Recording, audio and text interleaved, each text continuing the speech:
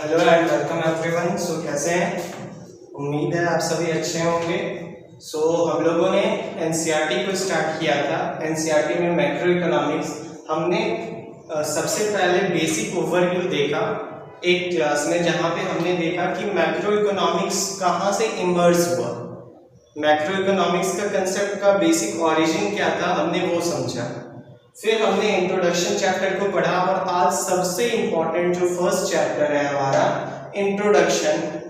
आज जो हमारा फर्स्ट ओरिजिनल चैप्टर है, मेन चैप्टर है नेशनल इनकम, आज हम लोग उसको स्टार्ट करने वाले हैं। तो सबसे पहले जो चैप्टर का नाम है आप थोड़ा सा देखिए, नेशनल इनकम अकाउंटिंग।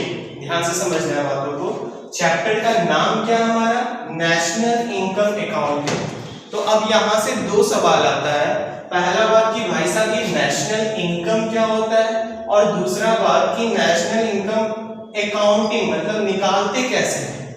पहला सवाल जब हम लोग समझ जाएंगे कि नेशनल इनकम क्या होता है, तब हम लोग नेक्स्ट क्वेश्चन पे मूव करेंगे। नेशनल इनकम अकाउंटिंग मतलब उसको मेजर कैसे करते हैं, क्लियर है ना?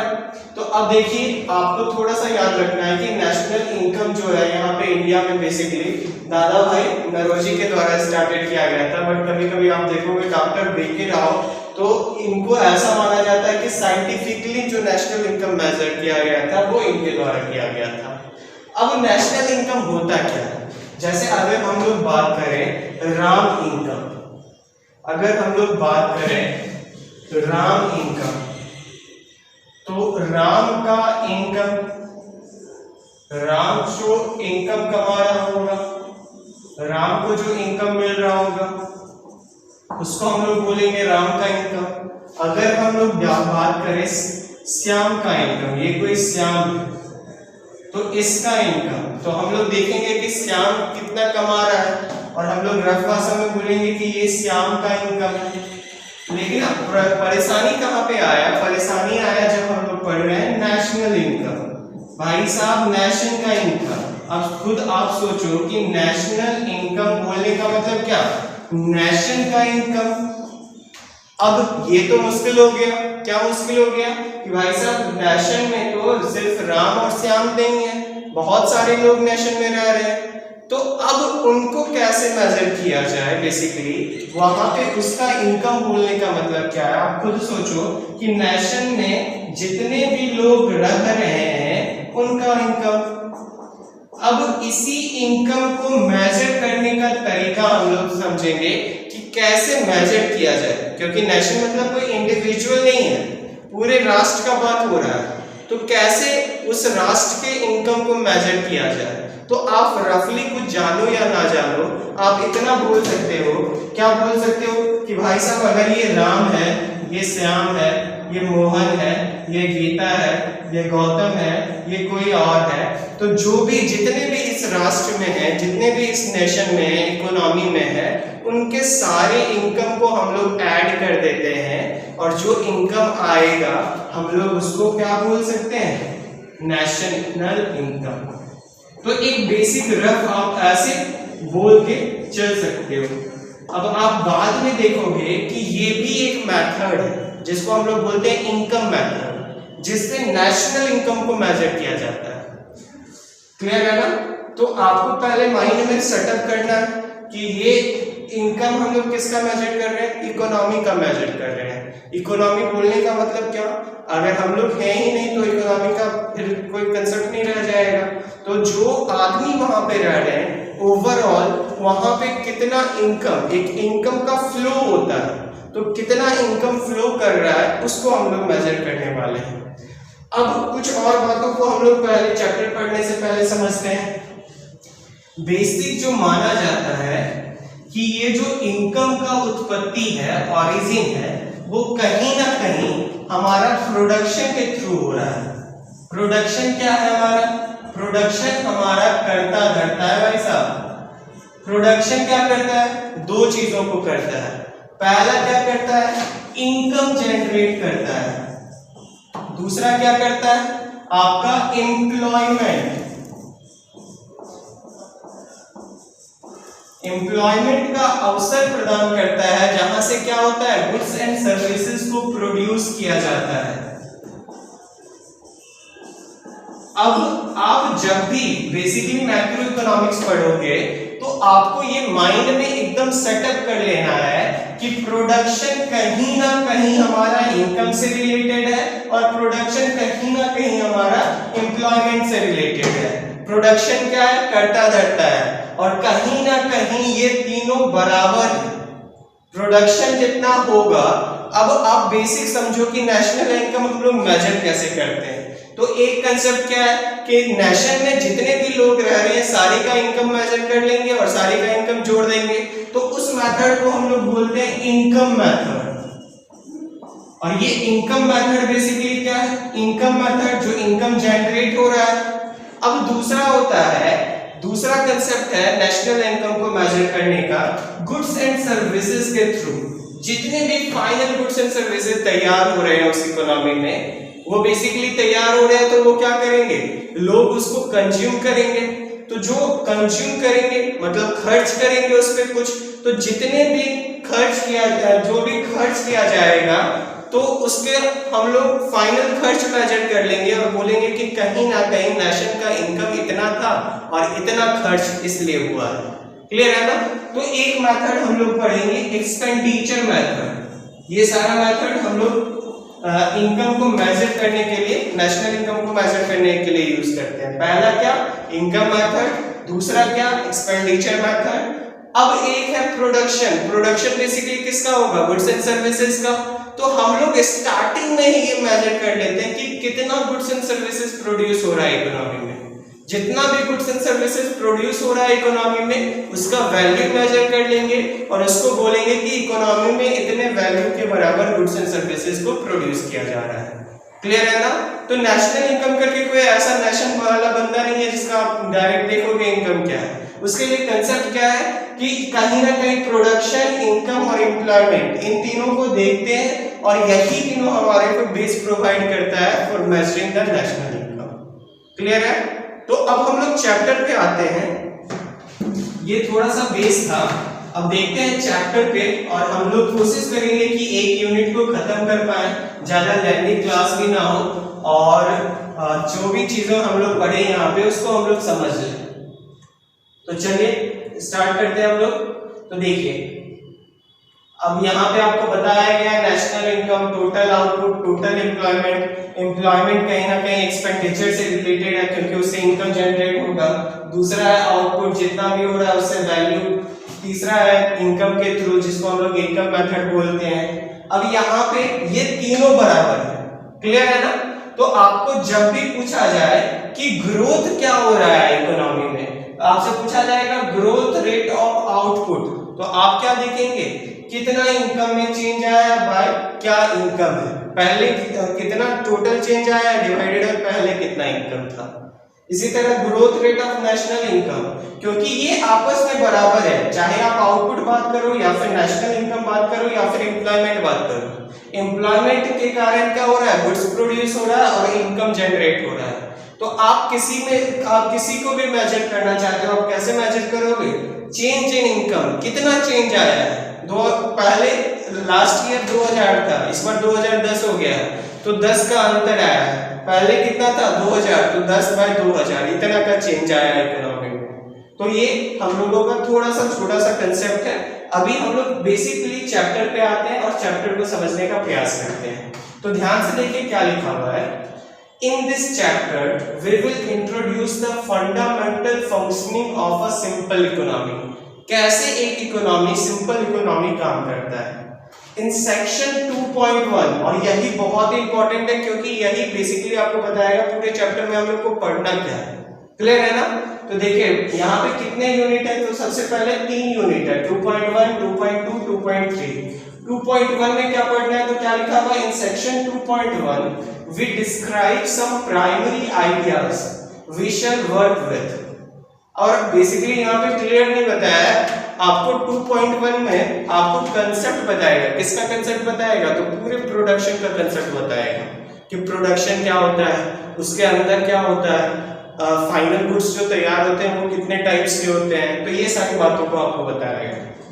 फिर है यूनिट 2.2। देखिए section 2.2 we describe how we can view the aggregate income of the entire economy going through the sectors of economy in a circular way।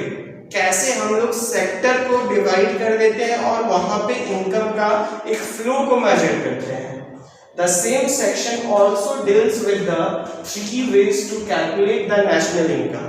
इसी सेक्शन में भी हम लोग ये पढ़ेंगे कि कैसे एक नेशनल इनकम को मेजर किया जाए। The last section 2.3 describe the various subcategories of national income, मतलब अदर कंपोनेंट जो कि यूजफुल है फॉर द मेजरमेंट। मेजरमेंट क्या कि इकोनॉमी में ग्रोथ आया है या नहीं, क्लियर है ना। तो कुछ और कंपोनेंट को हम लोग पढ़ेंगे 2.3 में। अभी यहीं पे हम लोग पढ़ेंगे होलसेल प्राइस इंडेक्स के बारे में, जीडीपी डिफ्लेक्टर के बारे में, क्या होता है जीडीपी में चेंज आना, क्लियर है ना। तो इन सारी बातों को हम लोग यूनिट 2.3 में पढ़ेंगे। तो चलिए अभी यूनिट 2.1 को स्टार्ट करते हैं एंड हमारा पूरा प्रयास रहेगा कि आज के क्लास में ही हम लोग क्या करें, यूनिट 2.1 को खत्म करें। तो देखिए, one of the pointers of the subject we call economics today, Adam Smith named his most influential work an inquiry into the nature and causes of wealth of nation। तो अब बेसिकली आपको दो book तो एकदम याद रखना है। एक बुक जो हमने पहले पढ़ा था लास्ट क्लास में, the general theory of income employment and interest, और दूसरा बुक क्या है, an inquiry into the nature and causes of wealth of nation. अब ये बुक का मेन जो थीम था, वो थीम क्या था, वो थीम था what generates the economic wealth of a nation, what makes countries rich और poor. These are the some of the central questions of economics। It is not that countries which are endowed with a bounty of natural wealth, that is minerals or forest or the most fertile land, are naturally the richest countries। In fact, the resources rich Africa and Latin America have some of the poorest countries in the world, whereas many prosperous countries have scarcely any natural wealth।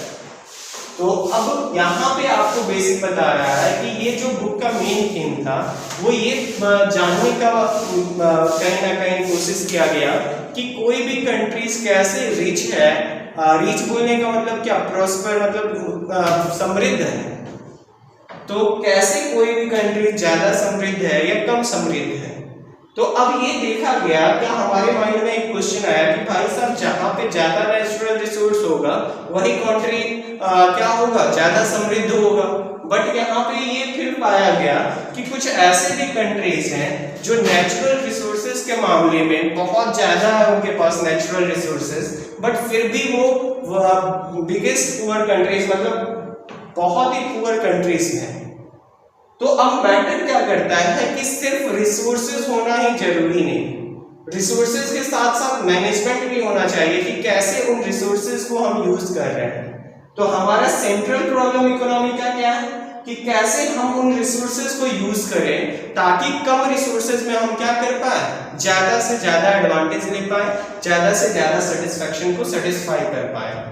तो देखिए यही बात यहाँ पे बताया गया है।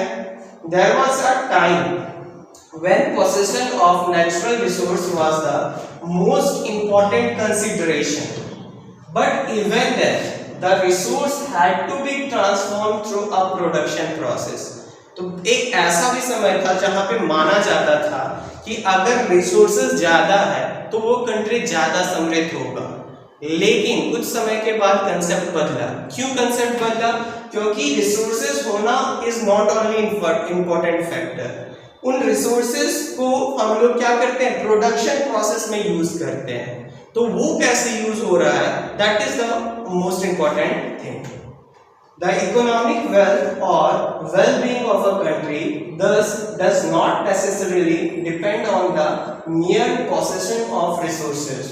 The point is how these resources are used in generating a flow of production and how as a consequence income and wealth are generated from this process. तो इंपॉर्टेंट क्या है कि भाई साहब कैसे हम उसको यूज कर रहे हैं। और प्रोडक्शन से पहले मैंने आपको बताया इनकम और वेल्थ जनरेट हो रहा है, तो जितना बेटर हम यूज करेंगे उतना इकोनॉमी के लिए फायदेमंद होगा। क्लियर है ना? नेक्स्ट देखिए क्या लिखा है, let's now dwell upon this flow of production. How does this flow of production arises? तो एक इकोनॉमी में फ्लो होता है प्रोडक्शन का, मतलब प्रोड्यूसर के द्वारा वो प्रोड्यूस किया जाता है, फिर क्या होता है वो कंज्यूमर के पास आता है, कंज्यूमर उसको कंज्यूम करता है, उसके बदले में पेमेंट करता है, फिर जो पेमेंट किया जाता है उसको फिर इन्वेस्टर या तो अपने प्रॉफिट में सेव करता है या फिर उसको दूसरी जगह इन्वेस्ट करता है, फिर गुड प्रोड्यूस होता है। तो there is a flow of production, ठीक है ना? तो वही यहाँ पे बताया जा रहा है कि let's now dwell upon this flow of production. How does this flow of production arise? People combine their production के बारे में बता रहा है कि प्रोडक्शन बेसिकली होता क्या है। तो देखिए क्या लिखा हुआ है, people combine their energies with natural and man-made environment with a certain social and technological structure to generate a flow of production. Clear है ना? इन सभी को मिला के प्रोडक्शन का फ्लो करता है इकोनॉमी में, प्रोडक्शन तैयार होता है और ये एक फ्लो में चलते चलता है इकोनॉमी में। In our modern economic setting this flow of production arise out of production of commodities, goods and services by millions of enterprise, large and small. These enterprise range from These enterprises range from corporation employing a large number of people to single entrepreneur enterprises. But what happens to these commodities after being produced? अब ये question आता है कि production तो सही है भाई, हम इन सारी चीजों को यूज कर रहे हैं फिर प्रोडक्शन कर रहे हैं, बट अब सबसे बड़ा क्वेश्चन जो है वो ये है कि इन जो गुड्स को प्रोड्यूस किया जा रहा है एंड सर्विसेज को प्रोड्यूस किया जा रहा है वो बेसिकली यूज कहाँ पे होता है, उनका होता क्या है। Each producer of commodities intends to sell her output. तो क्या करते हैं सारे प्रोड्यूसर जो भी आउटपुट तैयार किया जाता है उनको वो सेल करते हैं मार्केट में। So from the smallest items like pins or buttons to the largest one like aeroplanes, automobile, jet machinery or any sell-able service like that of a doctor, the lawyer or the financial consultant. तो ये सारे को cell किया जाता है जिसके बदले में एक अमाउंट मिलता है। The goods and services produced are to be sold to the consumers. The consumer may in turn be an individual or an enterprise, and the goods or service purchased by that entity might be for the final use or for use in the further production. When it is used in further production, it often loses its characteristic as that a specific goods and is transformed through a productive process into another goods. तो क्या बोलता है कि देखिए production हुआ हमारा, production के बाद क्या हुआ, गुड्स तैयार हुआ। अब ये गुड्स जो है क्या हो सकता है, ये गुड्स को या तो कंज्यूम किया जाएगा या फिर इस गुड्स को हम फर्दर क्या कर सकते हैं, किसी दूसरे चीज के प्रोडक्शन में हम लोग यूज कर सकते हैं। क्लियर है ना? अगर हम दूसरे चीज के प्रोडक्शन में अगर हम इसका यूज कर रहे हैं तो इसका जो वैल्यू है कहीं ना कहीं वो खत्म हो जाएगा। क्यों? क्योंकि इसका वैल्यू जो फाइनल गुड्स तैयार होगा उसमें ऐड हो जाएगा। क्लियर है ना? तो अगर हम गुड्स को फिर से किसी और प्रोडक्शन में यूज कर रहे हैं तो इसका जो वैल्यू है अपना एक स्पेसिफिक वैल्यू वो खत्म हो जाएगा।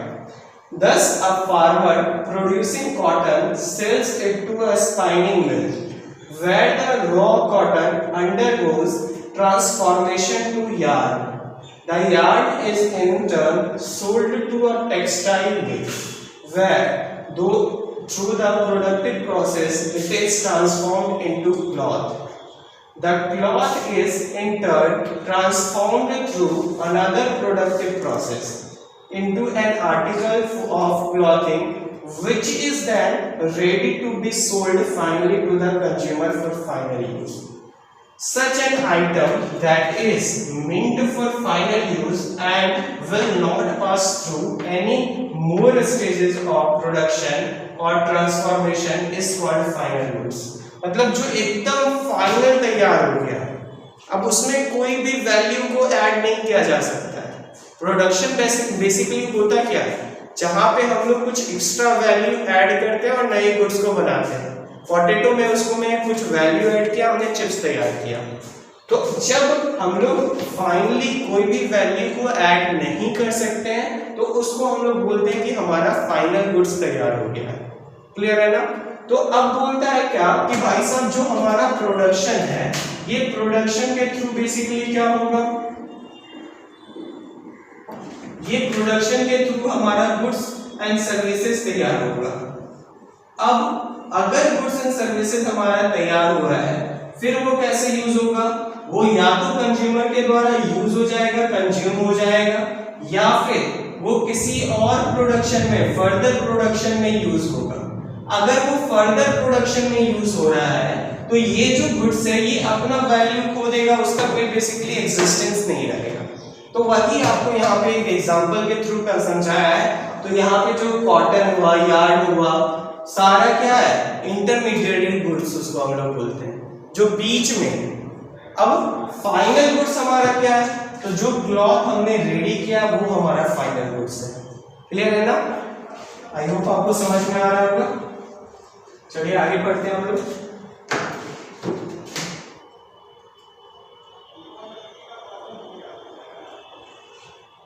Why do we call this a final good?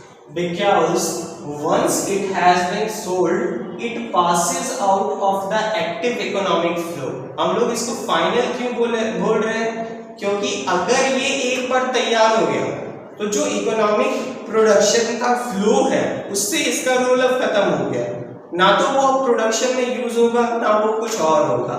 अब उसका सिर्फ कंजम्पशन किया जा सकता है। किसके द्वारा? तो कंजम्पशन कंज्यूमर भी कर सकता है और जो इन्वेस्टर बना रहा है वो भी कर सकता है। क्यों कर सकता है? इन्वेस्टमेंट, फर्दर इन्वेस्टमेंट करने के लिए। तो बोलता है वही कि यहाँ पे क्यों इसको फाइनल गुड्स बोला जा रहा है, क्योंकि इसका रोल इकोनॉमिक फ्लो में कंसेप्ट खत्म हो गया है। It will not undergo any further transformation at the hands of any producer. It may, however, undergo transformation by the action of ultimate purchaser. ध्यान से समझिएगा। बोलता है भाई साहब प्रोड्यूसर का, जो इकोनॉमी में बेसिक प्रोड्यूसर है, उनका रोल खत्म हो गया, बट हो सकता है जो कंज्यूमर या फिर जो परचेजर जो खरीद रहा है उसको, वो अपने तरीके से उसको यूज करे। देखिए यहाँ पे एक एग्जांपल के तौर पे आपको समझाया है। क्या समझाया कि in fact many such final goods are transformed during their consumption. Thus, अब यहाँ पे एक एग्जांपल लिया टी लिप्स का। देखिए क्या बोल रहा है कि the tea leaves purchased by the consumers are not consumed in that form. उसको हम डायरेक्ट वैसे कंज्यूम नहीं करते हैं, हम लोग क्या करते हैं, they are used to make drinkable tea which is consumed. Similarly, most of the items that enter our kitchen are transformed through the process of cooking. Clear है ना? तो वो कुकिंग के थ्रू ट्रांसफॉर्म्ड होता है, बट उसमें value add नहीं हो रहा है, उसको हम लोग अपने कन्वीनियंस के अकॉर्डिंग उसको ट्रांसफॉर्म कर रहे हैं। But cooking at home is not an economic activity, even though the product involved undergoes transformation. Home cooked food is not sold to the market. Even economic activity यहाँ पे एक word आया है, क्या होता है, तो वैसा एक्टिविटी जिसमें पैसा जनरेट हो रहा है। जितने भी आप जो भी काम सोचो जिसमें पैसा का रोल आया, अगर हम अपने भाई को पढ़ा रहे हैं तो हम उससे पैसा नहीं लेंगे, so this is not an economic activity. But अगर हम किसी स्टूडेंट को पढ़ा रहे हैं वो मेरे को पैसा दे रहा है, so this is an economic activity. अगर माँ हम लोग के लिए खाना बना रही है, so that is not an economic activity. But वही वो कहीं और काम कर रही है या फिर कोई होटल में कोई बंदा काम कर रहा है, so that is an economic activity. Clear है ना? तो बोलता है कि वो इकोनॉमिक एक्टिविटी का पार्ट नहीं है, वो बेसिकली ट्रांसफॉर्म है क्योंकि उससे मनी जनरेट नहीं होगा। तो जब भी आप प्रोडक्शन या इकोनॉमिक एक्टिविटी का बात कर रहे हो तो उसमें बेसिक क्या होना चाहिए कि मनी जनरेट होना चाहिए। क्लियर है? आगे देखिए, However, if the same cooking or tea videoing was done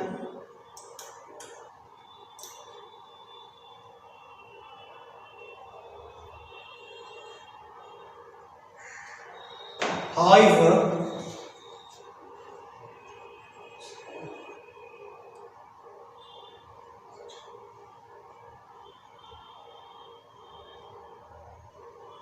However, if the same cooking or tea brewing was done in a restaurant where the cooked product would be sold to customer, then the same items such as tea leaves would cease to be the final good and would be counted as input to which economic value addition can take place. Thus, it is not the nature of good, but in the economic nature of its use that a goods become a final goods. तो ये हम लोगों के लिए मतलब ये क्या है ना कि इकोनॉमी पे नेचर पे डिपेंड कर रहा है कौन सा गुड फाइनल है या नहीं है। सेम टी लिप्स जो हमने यूज किया था वो फाइनल नहीं था, बट अगर वो रेस्टोरेंट वाला यूज कर रहा है और वो सर्व कर रहा है और उसके बदले पैसा कमा रहा है तो इकोनॉमी में पैसा का फ्लो हुआ, तो ये क्या होगा फिर यहाँ पे टी लिप्स जो है फाइनल गुड्स नहीं है, उसका अपना जो आइडेंटिटी है वो खत्म। क्यों? क्योंकि उसको यूज करके क्या किया गया, चाय को बनाया गया, तो यहाँ फाइनल गुड्स क्या होगा, चाय होगा। क्लियर है ना? तो कौन सा गुड फाइनल है या नहीं है ये थोड़ा सा हम लोगों के हाथ में नहीं है, बट हम लोग उसको देख के बता सकते हैं कि उसका यूज कहाँ पे हो रहा है। अगर उसका यूज मनी के इनकम को जनरेट करने में हो रहा है, वो इकोनॉमिक एक्टिविटी का पार्ट है, तो हम बोलेंगे हाँ भाई साहब ये सही है, ये फाइनल गुड्स नहीं है क्योंकि ये फर्दर कुछ प्रोड्यूस कर रहा है। बट अगर वो हमने उसको कंज्यूम कर लिया तो हम उसको क्या करेंगे, फाइनल गुड्स मान के उसका खेल वहीं पे खत्म करेंगे। क्लियर है ना? तो ये सारा चीज जितने भी यूनिट 1 में अभी हम लोग पढ़ेंगे ना, तो वो प्रोडक्शन से ही रिलेटेड है। सबसे पहले आपको क्या बताया गया, प्रोडक्शन क्या होता है, फिर आपको क्या बताया गया कि प्रोडक्शन में जो गुड्स तैयार होते हैं, फाइनल गुड्स एंड सर्विसेज, वो क्या होते हैं बेसिकली। ठीक है ना? अब आगे देखते हैं कौन सा कंसेप्ट समझाया जा रहा है। अब बोला जा रहा है कि जो फाइनल गुड्स है, of the final goods we can distinguish between consumption goods and capital goods. अब नया गेम है, आप सीक्वेंस समझते जाइए, जैसे बोला जाता है क्रोनोलॉजी, तो उसी तरह आप ये समझिए।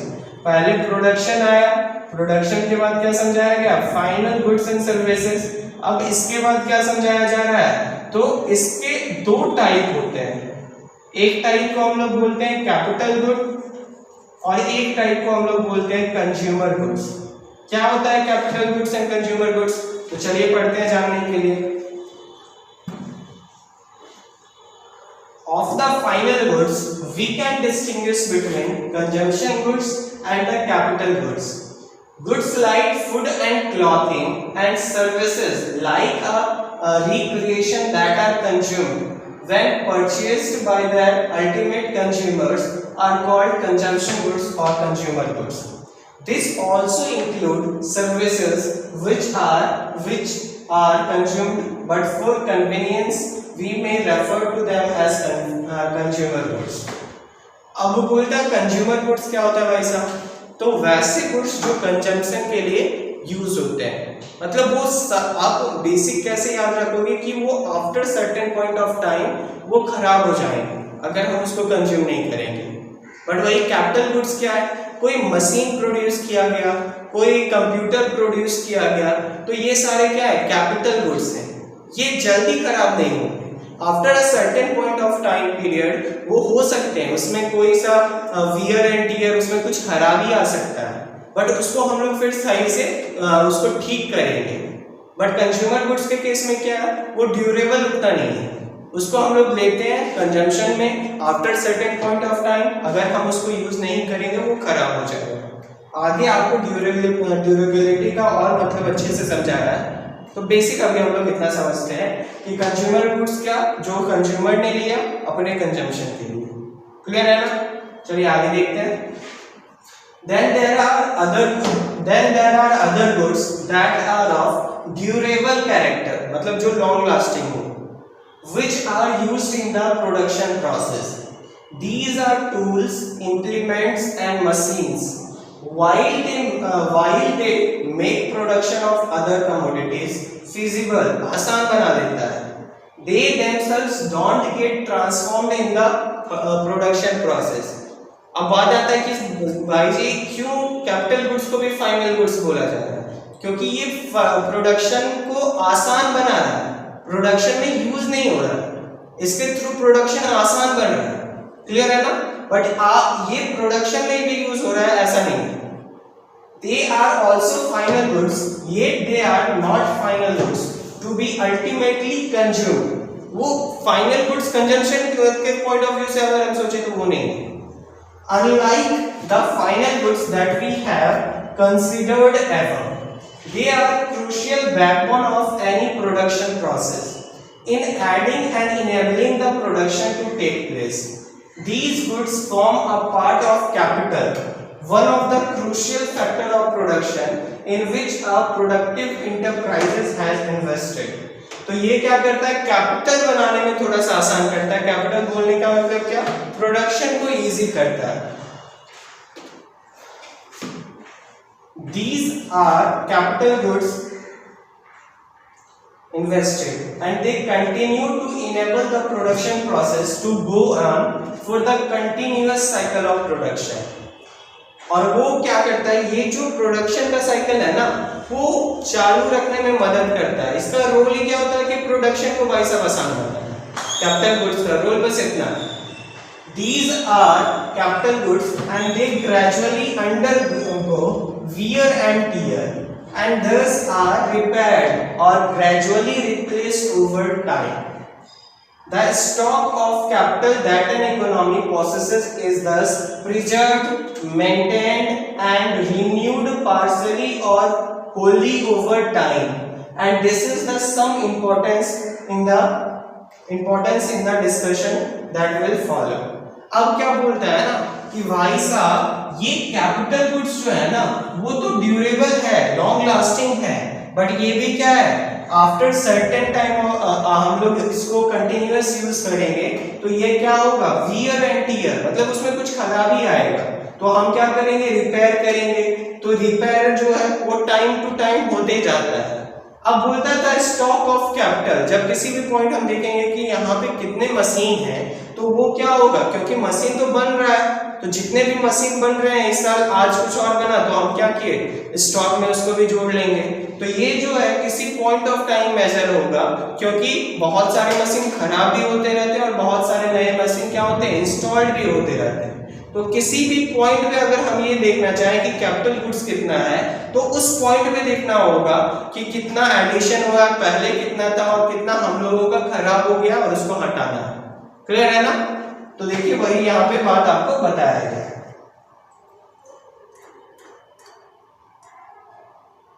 We may note here that some commodities like television sets, automobiles or home computers, although they are for ultimate consumption, have one characteristic in common with capital goods. They are also durable. बोलता है एक चीज common है भाई साहब, जो computer basic हम लोग यूज करते हैं, क्या, दे आर ऑल्सो ड्यूरेबल। और अब आपको मतलब समझाएगा कि ड्यूरेबिलिटी का मतलब क्या होता है। तो देखिए क्या लिखा हुआ है, that is they are not extinguished by immediate और even short period of consumption. तो यही आपका ड्यूरेबिलिटी का मतलब है कि हम लोग अगर उसको यूज कर रहे हैं, कंज्यूम कर रहे हैं तो वो खत्म नहीं हो जाएगा। They have a relatively long life as compared to articles such as food or even clothing. They also undergo wear and tear with gradual use and often needs repair and replacement of parts. Like machine, they also need to be preserved, maintained and renewed. That is why we call these goods consumer durables. Clear है ना। तो ये durable है क्योंकि इसका जो life है वो थोड़ा सा ज्यादा है as compared to consumer goods. हालांकि इसमें भी आपको मेंटेनेंस, रिपेयरिंग ये करते रहना होगा क्योंकि ये कंटिन्यूअस यूज से क्या होते हैं, वियर एंड टियर, इसमें कुछ खराबी आते रहता है। Thus, if we considered all the final goods and services produced in an economy in a given period of time, they are either in the form of consumption good, both durable and non durable. Consumption good में भी होता है जो थोड़ा सा लंबा period में चले, आचार हो गया तो होता, तो वो हो गया, तो ड्यूरेबल कंज्यूमर गुड्स भी हो सकता है, नॉन ड्यूरेबल भी हो सकता है। तो क्या बोल रहा है कि प्रोडक्ट, हम लोग क्या समझेंगे, प्रोडक्शन जो हो रहा है इकोनॉमी में वो बेसिकली क्या कर रहा है, दो टाइप्स के गुड्स को प्रोड्यूस कर रहा है। पहला क्या है, कंज्यूमर गुड्स और capital goods. As final goods, they do not undergo any further transformation in the economic process. Of the total production taking place in economy, a large number of products don't end up in a final consumption. अब chronology समझिए कैसा process चलता है। सबसे पहले हमने क्या समझा कि भाई साहब प्रोडक्शन क्या होता है, फिर हमने क्या समझा कि फाइनल गुड्स एंड सर्विसेज क्या होता है, और हमने यहाँ पे एक चीज पढ़ा था, क्या पढ़ा था कि जितने भी गुड्स है वो सारे गुड्स को हम फाइनल गुड्स नहीं बोल सकते हैं। तो अब क्वेश्चन आता है कि अगर हम उनको सारे को फाइनल नहीं बोलेंगे तो उन गुड्स को क्या बोलेंगे, तो अब हम लोग उसको समझेंगे। लेकिन फाइनल गुड्स के बाद एक और कंसेप्ट हम लोगों को समझाया गया कि फाइनल गुड्स जो होता है वो बेसिकली दो टाइप का होता है। क्या होता है, तो एक कैपिटल गुड्स होता है और एक क्या होता है, कंज्यूमर गुड्स होता है। और पहचानेंगे हम लोग कैसे, तो ड्यूरेबिलिटी से पहचानेंगे। जो लॉन्ग लास्टिंग है कैपिटल गुड्स, जो मेंटेनेंस रेगुलर टाइम पे जिसका जरूरत होता है, तो कैपिटल गुड्स। अब देखिए वैसे गुड्स के बारे में हम लोग पढ़ेंगे जो कि प्रोडक्शन के दरमियान फाइनल नहीं हो पाया था, मतलब उसको फर्दर यूज किया जा रहा है, वैसे गुड्स को हम लोग क्या बोलते हैं। तो देखिए क्या लिखा हुआ है, of the total production taking place in the economy, a large number of products don't end up in final consumption and are not capital goods either. Such goods may be used by other producers as material input. Examples are steel sheets used for making automobiles and copper used for making utensils. These are intermediate goods. हम लोग इनको क्या बोलेंगे, जिससे कुछ और produce हो रहा है, intermediate goods. Mostly use as raw material और inputs for production of other commodities. These are not final goods. तो ध्यान से देखिए, बहुत इंपॉर्टेंट, सही तरीके से आपको समझाया जाए कि ये हम जो फर्दर प्रोडक्शन में यूज हो रहा है उसको हम क्या बोलेंगे, intermediate. Now to have a comparison, now to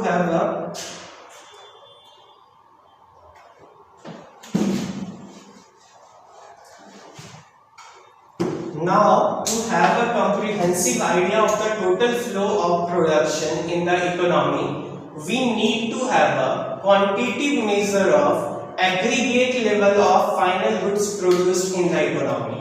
अब आपको क्रोनोलॉजी जो चल रहा था, इंटरमीडिएट के बाद क्या बता रहा है कि जितना गुड्स प्रोड्यूस हो रहा है वो जानने के लिए क्या करना होगा, total final goods and services पता करना होगा कि इकोनॉमी में कितने फाइनल गुड्स एंड सर्विसेज तैयार हो रहे हैं, कितना अमाउंट तैयार हो रहा है। अगर हम उसको मेजर कर ले तो हम ये बता सकते हैं कि इकोनॉमी में कितना गुड्स एंड सर्विसेज या कितना वैल्यू है जो आउटपुट का वो इकोनॉमी में फ्लो हो रहा है। क्लियर है ना। तो देखिए क्या लिखा हुआ है, now to have a comprehensive idea of the total flow of production in the economy we need to have a quantitative measure of the aggregate level of final goods produced in the economy. However, in order to get a quantitative assessment, a measure of the total final goods and service produced in the economy, it is obvious that we need a common measuring rod. अब बात आता है कि भाई साहब major कैसे करें। ये तो सही बात है कि हम लोगों को मेजर करना पड़ेगा ये पता करने के लिए कि कितना वैल्यू ऑफ आउटपुट है जो कि इकोनॉमी में फ्लो हो रहा है, बट इसको मेजर कैसे करना है। तो क्या बोलता है, अब यहाँ पे आप देखिएगा इतना धान इकोनॉमी में आया है, इतना का ये प्रोड्यूस हुआ है, तो सबको अलग अलग तो हम लोग मेजर करके नहीं बता सकते कि फाइनली इतना है। तो बोलता है क्या, हम लोगों के पास एक कॉमन मेजरिंग रॉड होना चाहिए जिसके थ्रू हम क्या करें, वैल्यू को मेजर कर पाए। कि कितने वैल्यू का आउटपुट तैयार हुआ है। तो क्या है वो कॉमन मेजरिंग रड? देखिए क्या लिखा हुआ है, we cannot add metres of cloth produced to tons of rice or number of automobiles or machine. Our common measuring rod is money. Since each of these commodities is produced for sale, the sum total of monetary value of these diverse commodities gives us a measure of final output. Clear है ना? But why are we to measure final goods only? Surely intermediate goods are crucial input to any production process and a significant part of our manpower and the capital stock are engaged in production of these goods. अब बोलता हूँ ये सब ऐसा अन्याय क्यों कर रहे हैं? क्योंकि मेहनत तो हमारे को इंटरमीडिएट गुड्स को भी प्रोड्यूस करने में लगा, कैपिटल वहां भी लगा, मैन पावर वहां भी लगा, बट हम फाइनल को क्यों मेजर कर रहे हैं? तो हमने पहले इसका आंसर देखा क्या, क्योंकि इसका वैल्यू कहीं ना कहीं फाइनल में ऐड हो जा रहा है, तो इसका अलग से वैल्यू होना, इसका तो आइडेंटिटी खत्म हो जाएगा। क्लियर है ना? तो देखिए, तो since we are dealing with the value of output, we should realize that the value of final goods already includes the value of the intermediate goods. Important line, क्यों? क्योंकि वो इंक्लूड कर रहा है that have entered into the production as input.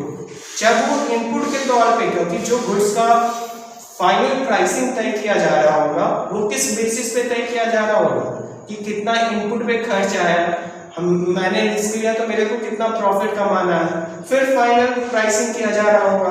तो जब वो input के तौर पे एंटर किया था प्रोडक्शन प्रोसेस में, तो उसी समय क्या हुआ, उसका वैल्यू फाइनल गुड्स में जुड़ गया। Counting that separately will lead to the error of double counting. बहुत ही इंपॉर्टेंट, जब आप पढ़ेंगे कि क्या क्या परेशानी है नेशनल इनकम में, क्या क्या प्रिकॉशन लेना चाहिए, तो ये डबल काउंटिंग मतलब जो एक बार पहले भी मेजर हो जाए और फिर उसको आप मेजर करो, उसको हम लोग बोलते हैं डबल काउंटिंग। अगर हम इंटरमीडिएट का भी बोले इतना अमाउंट का प्रोडक्शन हुआ इकोनॉमी में और फाइनल बोल दें कि 10 रुपए का पेन आया, अब पेन के दौरान लीड का भी हम प्राइस जोड़ ले, इंक का भी जोड़ ले और पेन का भी, तो इसके अंदर तो पेन का जब प्राइस है तो वहां पे ऑलरेडी लीड और इंक का प्राइस जुड़ा हुआ होगा। क्लियर है ना? तो ये डबल काउंटिंग एरर हो जाती है। Whereas considering intermediate goods may give a fuller description of total economic activity. Counting them will highly exaggerate the final value of our economic activity. अगर हम उसको जोड़ेंगे तो क्या होगा, जो वैल्यू आएगा वो बहुत ही ज्यादा होगा और गलत वैल्यू होगा। At this stage, it is important to introduce the concept of stock and flows. अब कंसेप्ट समझिए। अब प्रोडक्शन में क्या हुआ, पहले फाइनल गुड्स का कंसेप्ट बताया, फिर गुड्स कितने टाइप के होते हैं वो बताया। अब गुड्स तैयार हो गए, तो तैयार होने के बाद दो नया कंसेप्ट आपको समझा रहा है। क्या क्या? स्टॉक और फ्लोज का, कि स्टॉक क्या होता है और फ्लो क्या होता है। तो जब भी आप फ्लो बोलते हो ना, तो वो एक पार्टिकुलर पीरियड ऑफ टाइम के लिए मेजर होगा, वहां पे ये मेंशन करना जरूरी होगा कि पीरियड क्या है। क्लियर है ना? बट जब भी हम स्टॉक बोलेंगे तो उस पॉइंट पे क्या कंडीशन है वो देखेंगे हम लोग। अब एग्जांपल लेते हैं, तो देखिए क्या लिखा हुआ है, at this stage it is important to introduce the concept of stock and flows. Often we hear a statement like the average salary of someone is rupees 10,000 or the output of steel industry is so many tons or so many rupees in value. But these are incomplete statement because it is not clear whether the income which is being referred to is yearly or monthly. वो जो income है वो yearly है या monthly है। हो सकता है एवरेज हम बता रहे हैं 10 साल का एवरेज बता रहे हैं इनकम का, 1 साल का एवरेज बता रहे हैं, 12 महीना होता है 1 साल में, तो वो इनकम्प्लीट स्टेटमेंट है। जैसे हम लोग फिजिक्स में पढ़ते हैं कि मोशन में है या रेस्ट में है, तो आपको पॉइंट ऑफ फ्रेम बताने का आवश्यकता होता है कि आप किस पॉइंट ऑफ फ्रेम से देख रहे हो। उसी तरह आपको ये जानना बहुत ही जरूरी है आप किस पॉइंट से देख रहे हो। क्लियर है ना? तो आपको पूरे डाटा को मेंशन करना है। So but these are incomplete statement because it is not clear whether the income which is being referred to is yearly or monthly or daily income, and surely this makes a huge difference. Sometimes when the context is familiar, we assume that the time period is known and therefore do not mention it. But inherent in all such statement is a definite period of time. Otherwise, such statements are meaningless. Thus, income or output or profit are concepts that make sense only when a time period is specified. Clear है ना? These are called flows because they occur in a period of time. Profit एक period में होगा भाई साहब, किसी point पे profit नहीं होगा. हमने इन्वेस्टमेंट किया, हम लास्ट में, साल के लास्ट में जोड़ेंगे. तो जहां पे भी पीरियड ऑफ टाइम का आवश्यकता होता है हम लोग उसको क्या बोलते हैं स्टॉक फ्लो का कंसेप्ट है. Therefore, we need to delineate a time period to get a quantitative measures of this. Since a lot of accounting is done annually in an economy, many of these are expressed annually, like annual profits or production. So flows are defined over a period of time. तो इसका accounting भी किया जाता है, इसीलिए annually या फिर एक टाइम पीरियड पे, फिक्स टाइम पीरियड पे, क्योंकि वहां पे टाइम पीरियड बहुत ही इंपॉर्टेंट हो जाता है. नेक्स्ट देखिए क्या बता रहा है.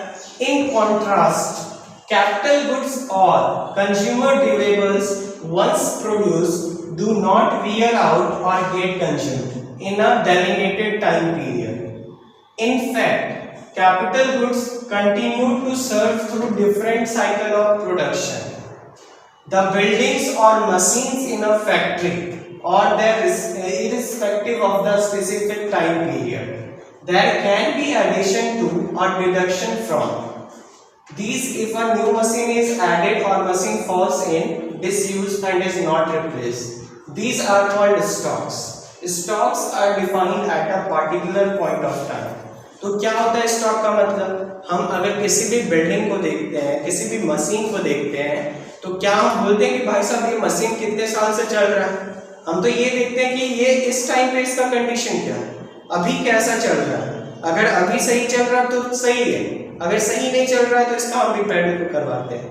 तो वैसे कंसेप्ट जिसके लिए हम लोगों को एक पार्टिकुलर टाइम फ्रेम का आवश्यकता नहीं होता है, हम लोग को किसी पार्टिकुलर इंस्टेंट पे कहानी पता चले, वैसे प्रोडक्ट को हम लोग क्या बोलते हैं? स्टॉक बोलते हैं. क्लियर है ना? तो इसका एग्जांपल क्या होगा? तो देखिए कैपिटल गुड्स, जो भी मशीन्स जो भी प्रोड्यूस हो रहे हैं, तो ये सारे क्या हो जाएंगे? हमारे स्टॉक्स का कंसेप्ट हो जाएगा. However, we can measure a change in stock over a specific period of time, like how many machines were added this year. Such changes in stock are thus flows, which can be measured over a specific time period. A particular machine can be part of the capital stock for many years unless it wears out. But that machines can be part of the flow of new machines added to the capital stock only for a single year when it was initially installed. तो अब क्या बोलता है कि ऐसा हो सकता है कि जो मशीन, जैसे मशीन का क्या कहानी है कि कुछ मशीन हर साल खराब होते होंगे और कुछ मशीन हर साल नए जुड़ते होंगे. तो आप जब मशीन का बात कर रहे हो तो आप पार्टिकुलर पॉइंट पे मेजर कर रहे हो, तो वो तो स्टॉक कंसेप्ट है. बट हम लास्ट में साल की कहानी देख रहे हैं कि भाई साहब क्या क्या इस साल हमको खर्च करना पड़ा, तो उस समय जो ये मशीन का इंस्टॉलमेंट हुआ है, ये सारा चीज हम वहां पे चिट्ठा रखेंगे. तो वो पार्टिकुलर इनिशियल टाइम में जब इंस्टॉल हुआ होगा या उस साल हटाया गया होगा, तो उस बार वो कंसेप्ट क्या हो जाएगा? फ्लो. क्योंकि वहां पे हम देखेंगे कि इस टाइम पीरियड में ये सारा मशीन का रोल खत्म हो गया और ये सारा मशीन का कंसेप्ट आ गया. क्लियर है ना? तो वही यहाँ पे बताया गया है. क्या बताया गया? फिर से एक बार हम लोग पढ़ते हैं कि a particular machine can be the part of capital stock for many years. वो स्टॉक का पार्ट होगा बहुत साल के लिए. unless it wears out. But that machine can be part of the flow of new machines. जो flow होगा, flow basically यार जो मेजर कर रहे हैं कि नया मशीन कितना ऐड हुआ है, तो वो that can be the part of flow of new machines added to the capital stock only for a single year when it was on initially installed. तो वो भी एक पार्ट होगा फ्लो ऑफ न्यू मशीन्स, लेकिन वो सिर्फ initial जिस stage में या तो वो खराब हो गया होगा लास्ट स्टेज में, या तो जब वो इंस्टॉल किया जा रहा होगा तो उसका वहां पे जो फ्लो का चार्ट तैयार किया गया होगा उसका वो भी वहां पे भी पार्ट होगा। क्लियर है ना? To further understand the difference between stock variable and flow variable, let's take the following example. Suppose a tank is being filled with water coming from a tap. The amount of water which is flowing into the tap from the tap per minute, ध्यान देना है, tap per minute, time mention किया गया है, तो ये क्या हो जाएगा? फ्लो का कंसेप्ट हो जाएगा। But how much water there is in the tank at a particular point of time is a stock concept.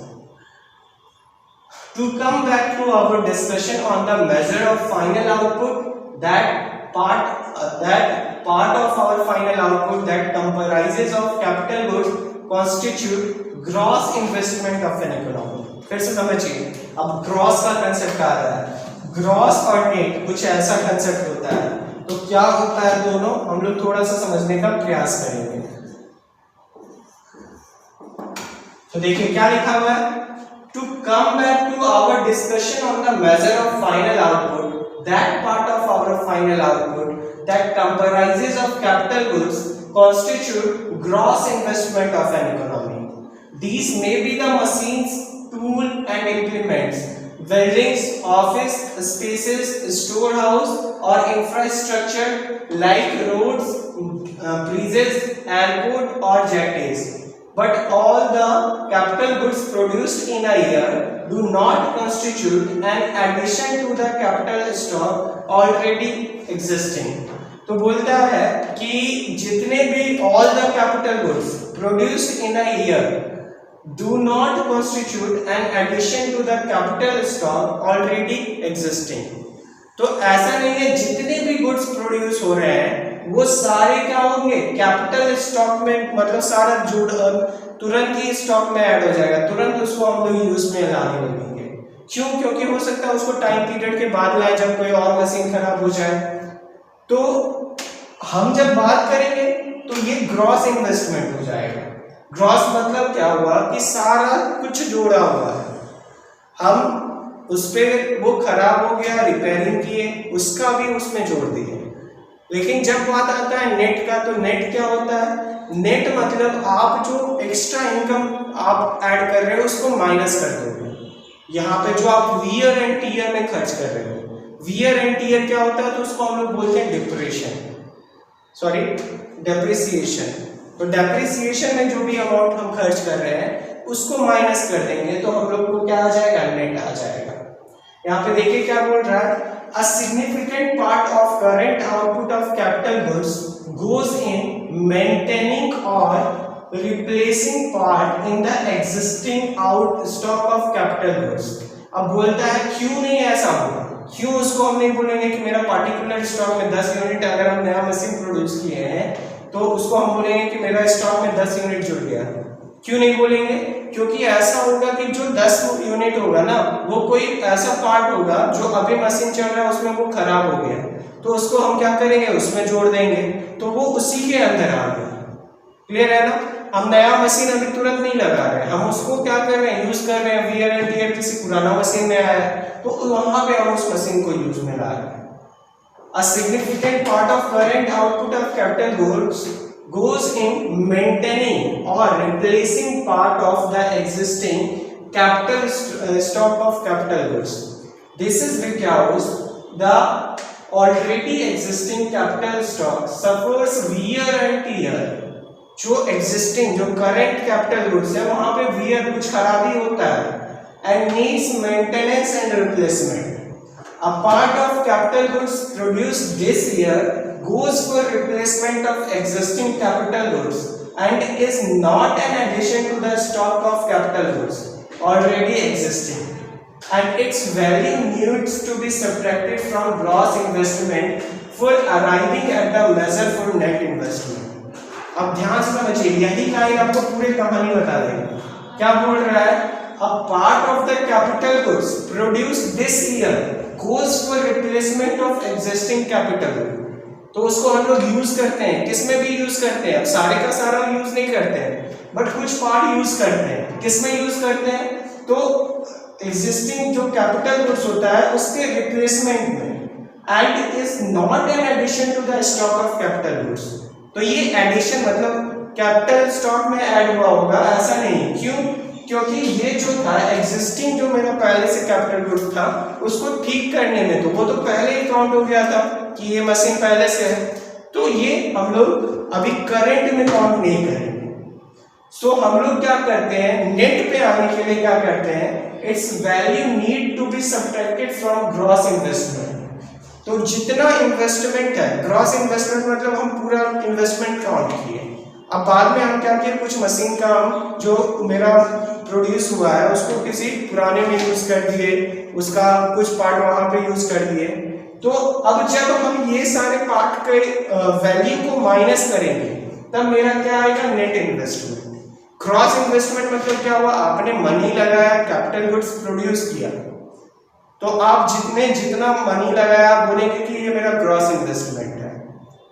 लेकिन जैसे ही आप नेट का बात करोगे तो वहां पे क्या हुआ, टोटल तो आपने बोल दिया कि इतना वैल्यू का मैं गुड्स प्रोड्यूस कर रहा हूं, लेकिन क्या रियल में उतना गुड्स इकोनॉमी में आ जाएगा उसी टाइम? नहीं आएगा, क्योंकि उसका कोई पार्ट आएगा। हो सकता है कुछ पूरे का पूरा आ जाए, कभी हो सकता है कि उसका कुछ पार्ट जो पुराना, मेरा सारा मशीन सही है बस एक में खराबी आ गया तो उसका एक पार्ट हम हटा दिए, तो ये क्या हो गया, ये यहाँ पे अभी जो स्टॉक में आएगा वो क्या होगा, ये वाला पार्ट क्या करेंगे, माइनस करेंगे।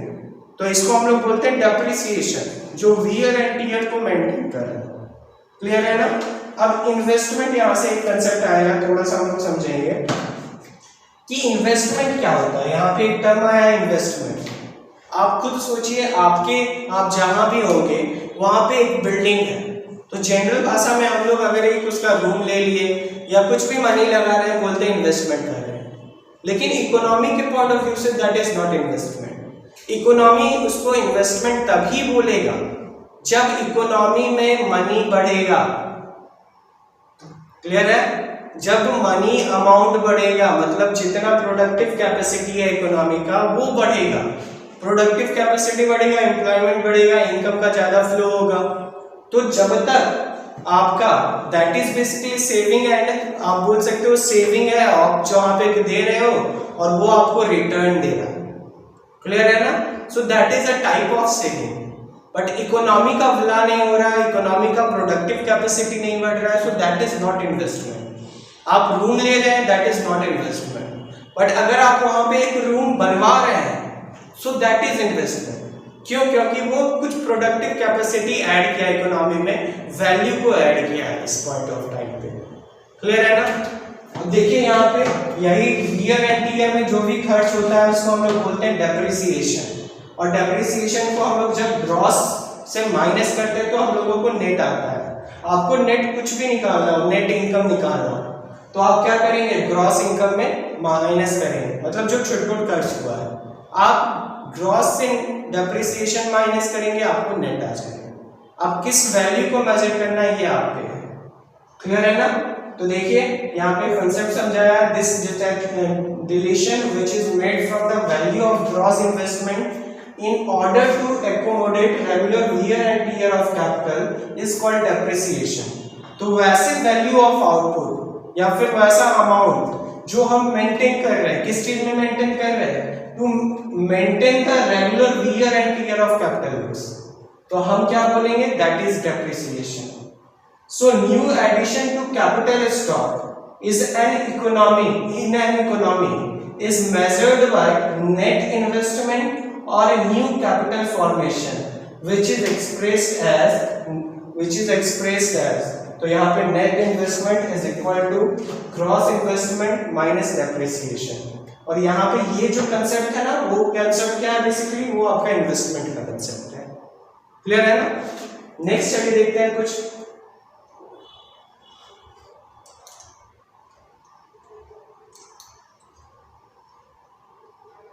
Let's examine this concept called depreciation a little more in detail.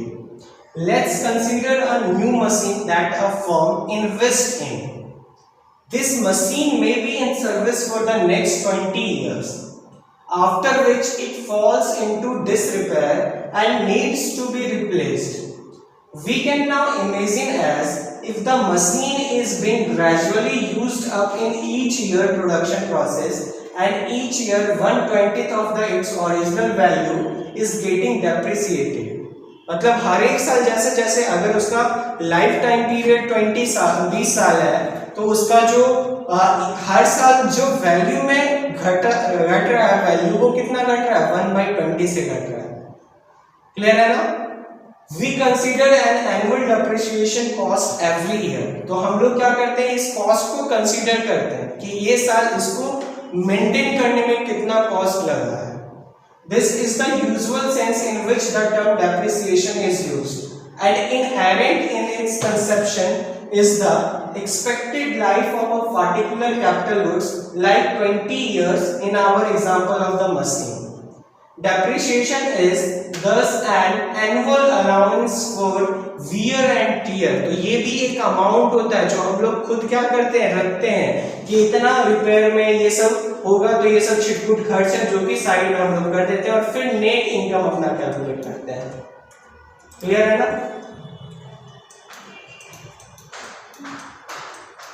तो आई होप कि आप समझ पाए होंगे।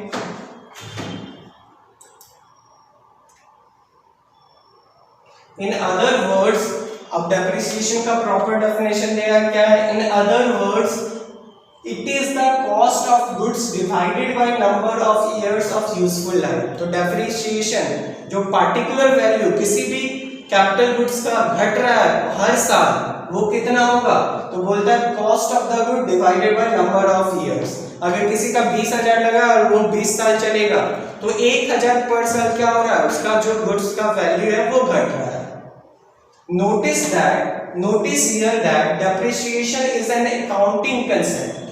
वो अकाउंट में हम छिटपुट खर्च है, तो अकाउंटिंग जब करेंगे तभी उसको हम लोग यूज करेंगे। ऐसे हम छिटपुट कितना जोड़ते रहेंगे, ऐसा नेशनल इनकम का मानना है, हम लोग तो जोड़ते ही हैं। तो notice here that depreciation is an accounting concept. No real expenditure may have actually been incurred each year, yet depreciation is annually accounted for. In an economy with thousands of enterprises with widely varying periods of life of their equipment, in any particular year, some enterprises are actually making the bulk replacement spending. Thus, we can realistically assume that there will be a steady flow of actual replacement spending, which will more or less match the amount of annual depreciation being accounted for in that economy. तो आप बोलता है क्या कि एक amount इसका हम लोग जब अकाउंटिंग करते हैं तो एक अमाउंट इसका रखते हैं, हो सकता है कि वो अमाउंट यूज होगा और नहीं भी यूज हो, बट हम लोग जब नेशनल इनकम को मेजर करेंगे तो वहां पे डेप्रिसिएशन को माइनस करते हैं। क्यों करते हैं? क्योंकि ऐसा मान के चलते हैं कि कहीं ना कहीं वो यूज हो गया होगा। बट अगर जनरल लाइफ में हम बात करें तो जनरल लाइफ में वैसा कोई अमाउंट नहीं, जब वो हम अकाउंटिंग प्रॉपर करते हैं कि कितना हुआ है तब वो यूज हुआ होगा। क्लियर है ना? तो आज यहीं तक हम लोग रहने देते हैं, हम लोग नेक्स्ट क्लास में यहीं से पढ़ेंगे। और आज हमने बेसिकली प्रोडक्शन के कंसेप्ट को समझा, अभी कुछ और प्रोडक्शन का कंसेप्ट शायद बचा हुआ हो, बट अभी तक हमने क्या समझा? तो सबसे पहले हमने प्रोडक्शन समझा कि प्रोडक्शन भाई साहब होता क्या है, जहाँ पे सारे रिसोर्सेज को यूज करके प्रोड्यूस किया जाता है। फिर हमने समझा प्रोडक्शन के थ्रू क्या तैयार होता है, फाइनल गुड्स एंड सर्विसेज, और जो फाइनल नहीं होता दैट इज कॉल्ड इंटरमीडिएट। फिर हमने क्या समझा कि दो तरह के फाइनल गुड्स एंड सर्विसेज होते हैं, एक तो कैपिटल गुड्स होता है, एक क्या होता है, कंज्यूमर गुड्स होता है। फिर हमने क्या समझा? फिर हमने इन्वेस्टमेंट का कंसेप्ट समझा। फिर स्टॉक एंड फ्लो का कंसेप्ट हमने समझा कि स्टॉक क्या होता है, फ्लो क्या होता है। फिर हमने समझा ग्रॉस और नेट का कंसेप्ट कि ग्रॉस और नेट में अंतर क्या है। बेसिकली अंतर किसका है, डेप्रिसिएशन का। ग्रॉस जो है वो छिटपुट खर्च को मेजर करके रखता है, लेकिन नेट जब आप निकालोगे वो छिटपुट को माइनस कर दोगे क्योंकि वो कहीं ना कहीं खर्च हुआ है। क्लियर है ना। ग्रॉस में ये जुड़ा हुआ रहता है, जब हम लोग ग्रॉस बोलते हैं तो छिटपुट को हम माइनस करते हैं, सॉरी ये छिटपुट इसमें जुड़ा हुआ रहता है। लेकिन जैसे ही नेट बोलते हैं तो नेट में क्या होता है, वो बेसिकली हम लोग वहां से डेप्रिसिएशन माइनस करते हैं। और डेप्रिसिएशन क्या होता है, एक्चुअल अमाउंट जो यूज हुआ, तभी तो हमें पता चलेगा मेरे जेब में कितना है। क्लियर है ना। तो आज का क्लास यहीं तक करने देते हैं। उम्मीद है आप सभी को अच्छा लगा हो। अगर पसंद आया तो जरूर अपने एक दोस्तों के साथ कम से कम शेयर कीजिएगा एंड अच्छे से रहिए। Take care.